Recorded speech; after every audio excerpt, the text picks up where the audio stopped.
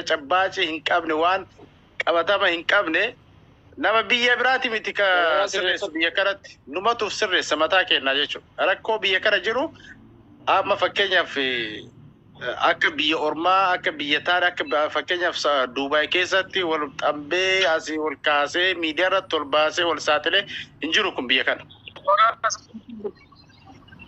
Mute god yaa Farasanya mute god. Dhiifama waliin Umariin baas tureera. Umar mute god. Annaa wanni akkanaa rakkoon akkanaa waan jiruuf ummanni keenya karakkatu jira nuti hin qabne jenneeti miti hin beeynallee nama waa qabullee nama qabeenya qabullee nama maktaba qabullee nama dunyaa qabullee kaas keessa ka ummatuma keenya irraa fayyadamee duroomee qabee kan jira.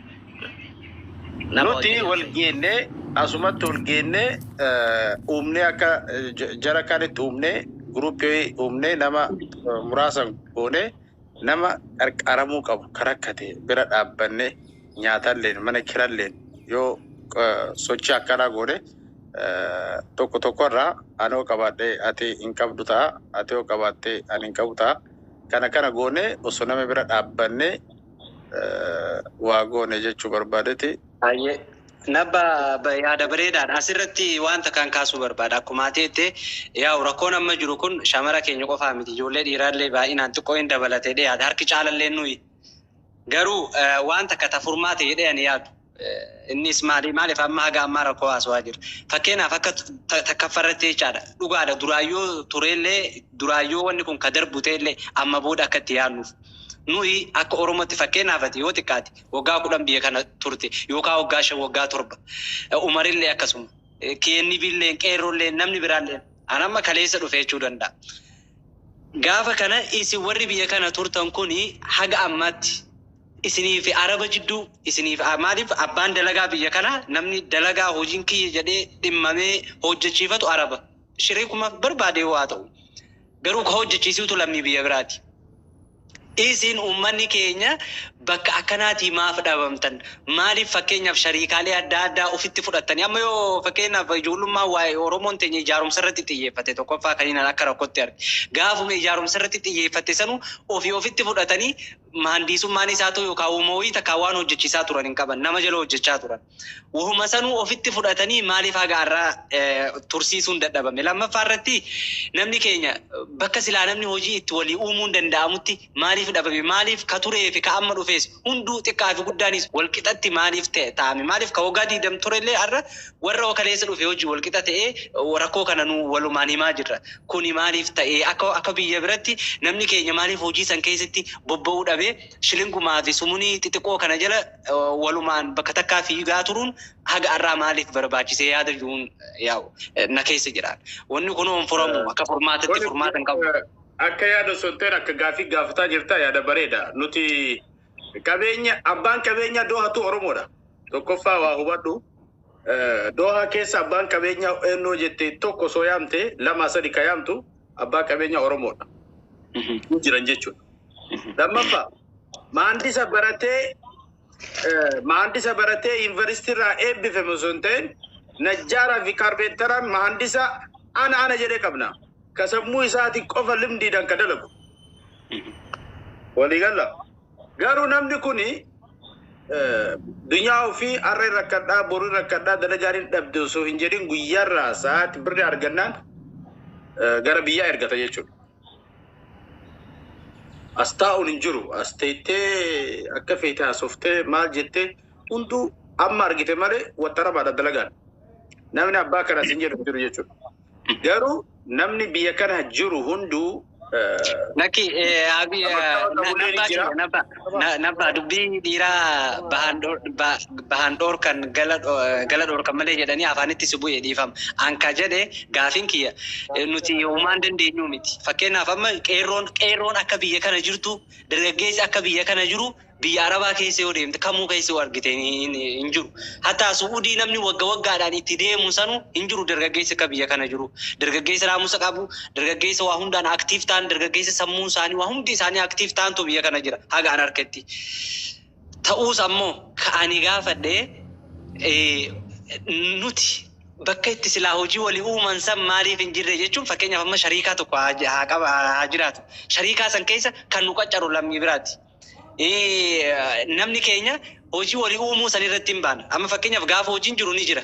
Wanni san ammoo namni keenya nu yaamuu baate hin arganna.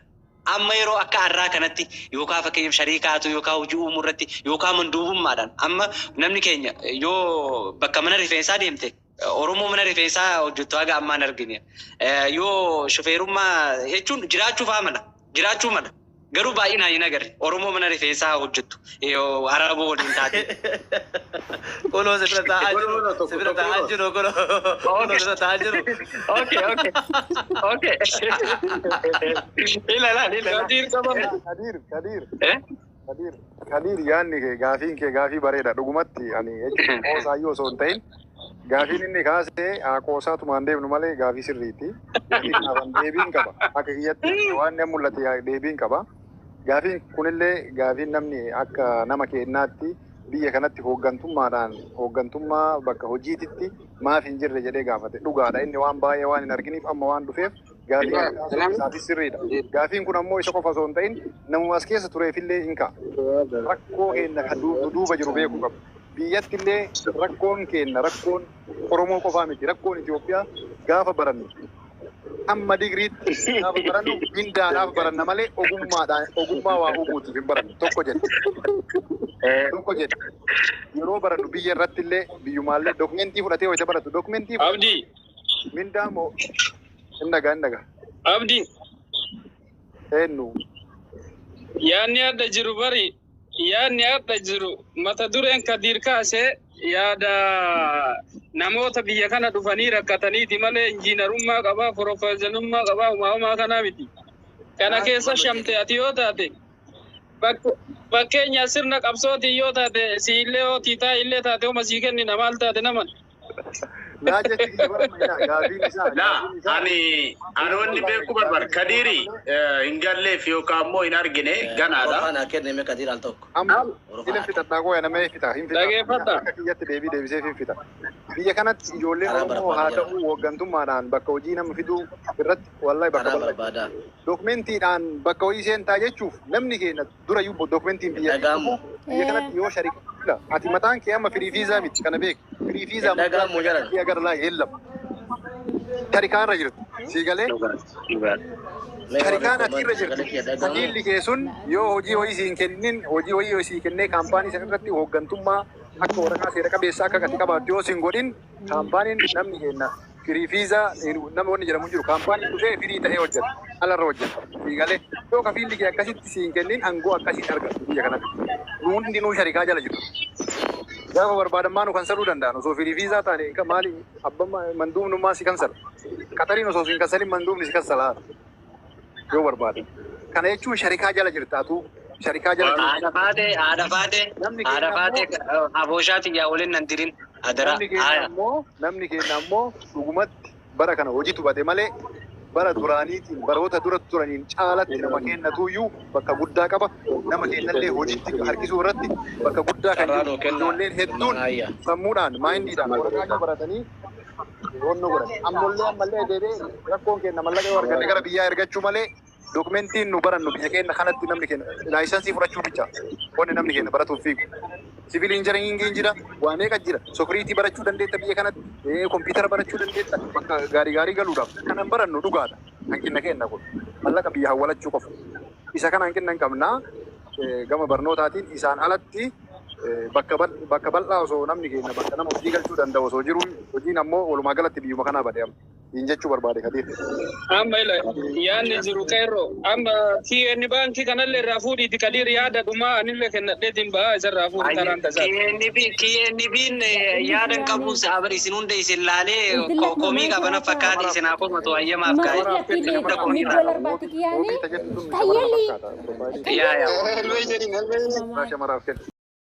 maaliif badiidhaaf hin deemnu mirga keenya falmanne waan ta'eef kanaaf isinitti hiressee hanga baafsee dallaaltota saaxiluu irratti haa xiyyeeffannu jedhaan gama kiyya.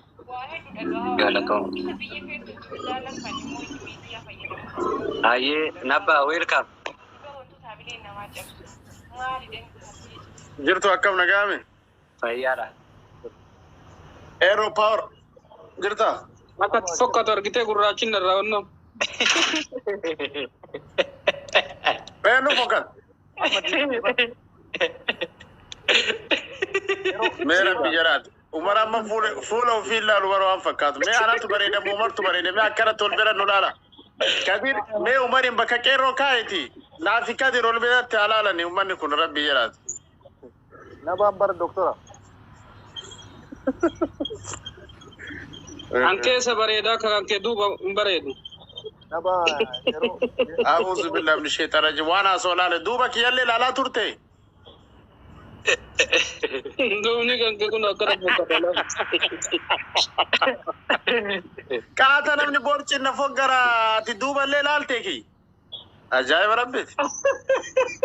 duubni keellee bareeduma. Inshallah. Keelima.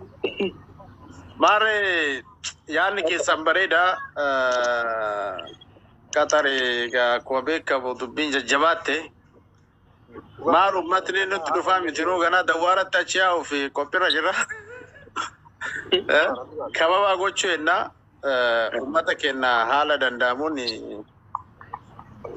namoonni baay'een as keessa jiranii qabeenya qabanillee hin jiranii nama keenya haala danda'ameen osoo bira dhaabbannee warroota waan qabnelleen ka dalagaa hin qabnelleen irra guddina shamarran amma aayidii hin qabne tarakkattee mana keessa jirtu meeqa jira waan nyaattu dhabdee mana kiraa kafaluu dadhabdee achi baatee gaa nuti maali safuun jedhamuun jira biree rakkattullaa achi afaan baafattee rakkadhe beelee itti isin hin jenne waan jirtuuf nama akkana kana anama ijoollee biraa wajjin qarqaaraa turre samoona warroota saba biraa wajjin jechuudha. Ijoollee mateen nallee ka qarqaarree jirra. Nama biraati miti nama kennatu walitti babaasee haaluma qabuun hin hubanii keessanoo fakkeenyaaf Kadirin ka dubbiftoo taate Umarin ka dubbiftoo taate as keessallee ni jira akka qarqaarsan gruupiin qarqaarsan uumame jechuudha. Gara akkanaa kanatti nuti Oromoon teenna immoo hin jirru hoo dhugaa dubbanne jechuudha. Nuti gaafa biyyarraa rakkoon